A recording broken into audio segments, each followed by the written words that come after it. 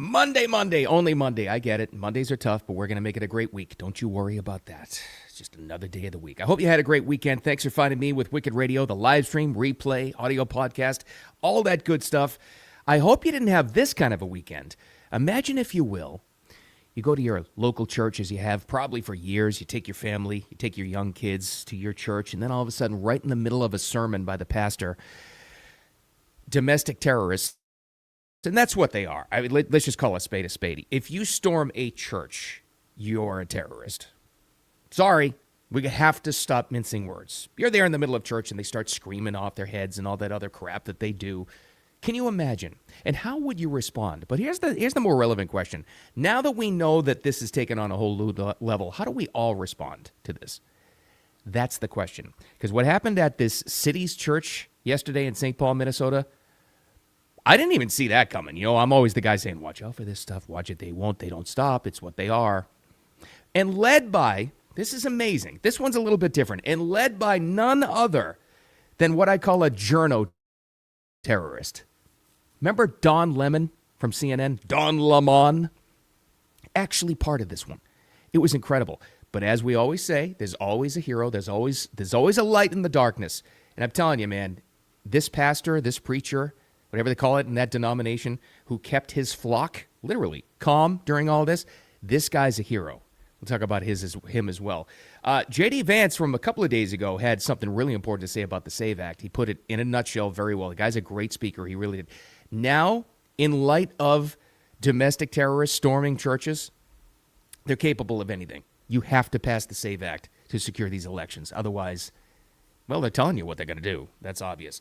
And let's not forget about this. It's Martin Luther King Day. And isn't that ironic that the leader of real civil disobedience is no longer here, but his family is speaking out against what they're seeing happen now in the name of civil disobedience. This is why I say we can't call them protesters.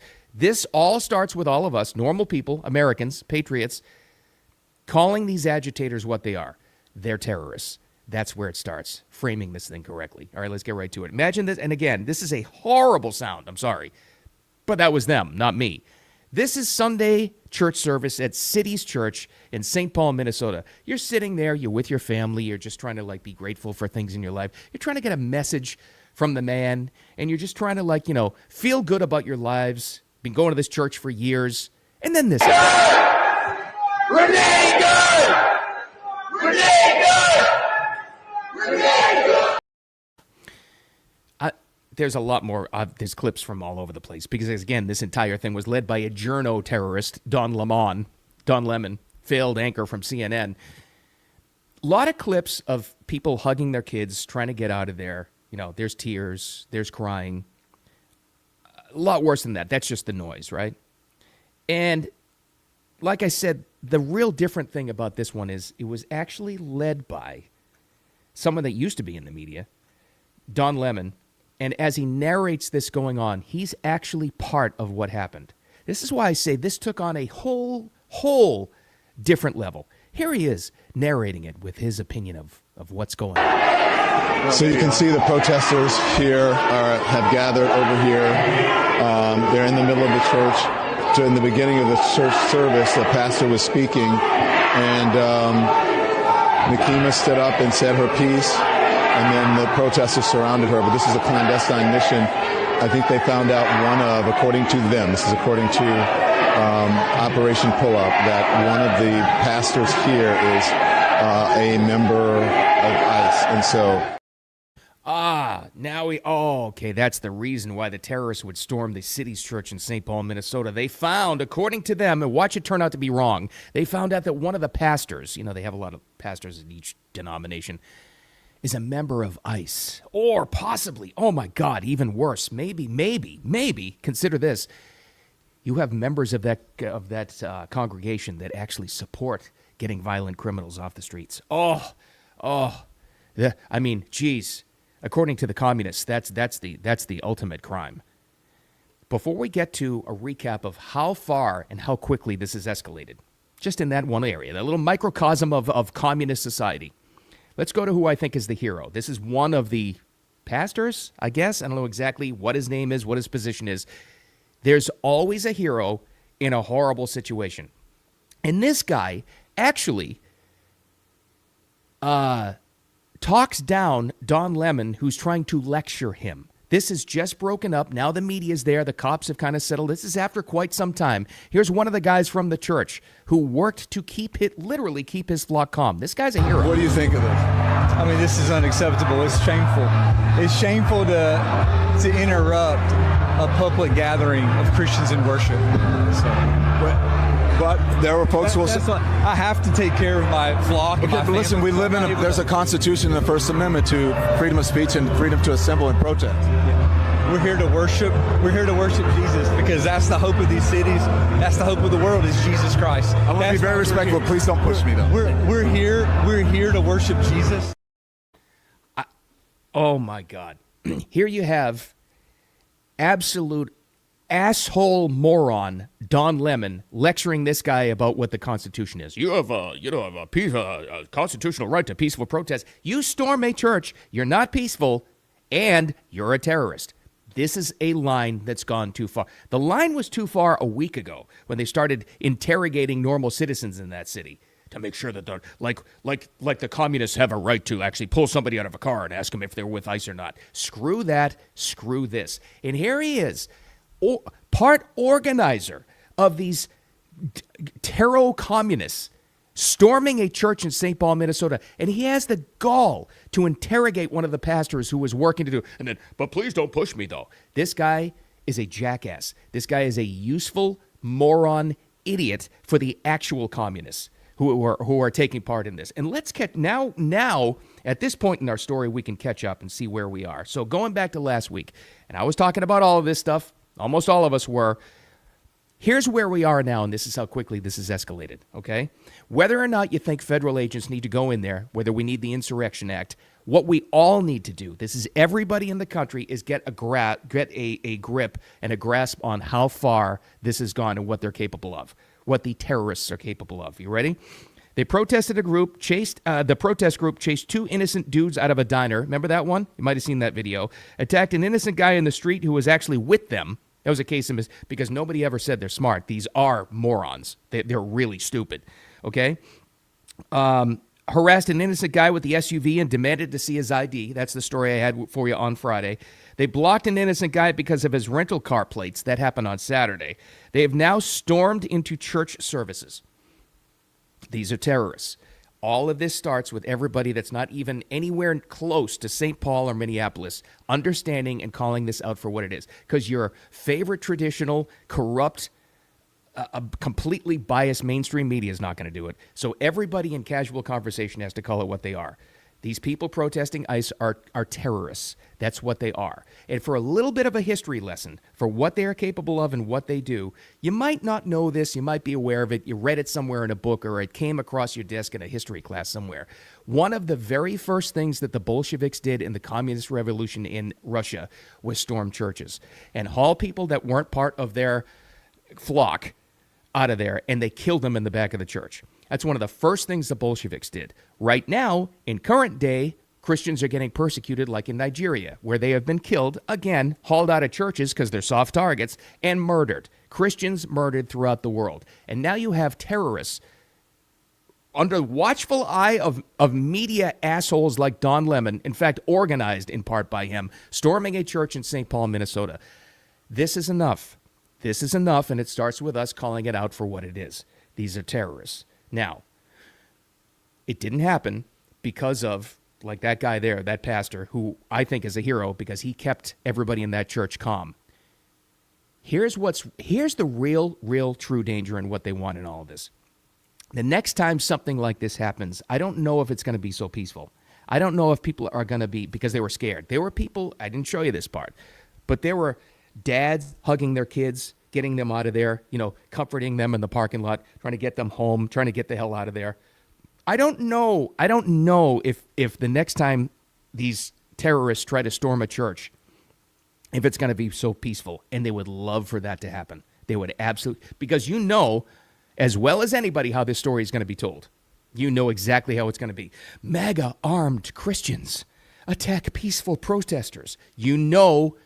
Admit it to yourself. You know that's how they would spin the story. And it's up to every single one of us not to allow them to spin the story that way, because now we know the truth. Because now we can get a hold of the truth. Don't ever, ever let anybody call them peaceful protesters again. They're not. Those people in that church that stormed that church, they are useful terrorist idiots for the real people who are in charge, who are the communists, who want to tear all this apart. That's what all of this is, all of it. And Minneapolis and St. Paul, it's just a microcosm of what's happening here. It's just, but why is it? Why is this kind of thing happening? Why is this going on? And why is it so important to stop it now? Well, let's go back a couple of days ago. I think this might have been Friday. I don't know, but I held on to it for you. J.D. Vance, and the guy is, I don't know what you think about J.D. Vance, but you have to admit he is a great speaker. He just is. Good debater, as we saw in the election, too. He put into just a few words why it's so important to pass this SAVE Act, and also called out why it's so important to nuke this filibuster to get it done. You keep in mind, you have useless, absolutely useless Republican politicians, some on the House side, but mostly on the Senate side, refusing to pass voter ID, which would be the SAVE Act. Here he is explaining why that's so important, and you can't be afraid to say, well, we don't know. We don't know what the Democrats are going to do. Screw that. You know what they're going to do. So here's something that I want every conservative to remember. It's an important part of my entire political philosophy is we cannot be afraid to do something because the left might do it in the future. The left is already going to do it regardless of whether we do it. That is the takeaway of the last 40 years.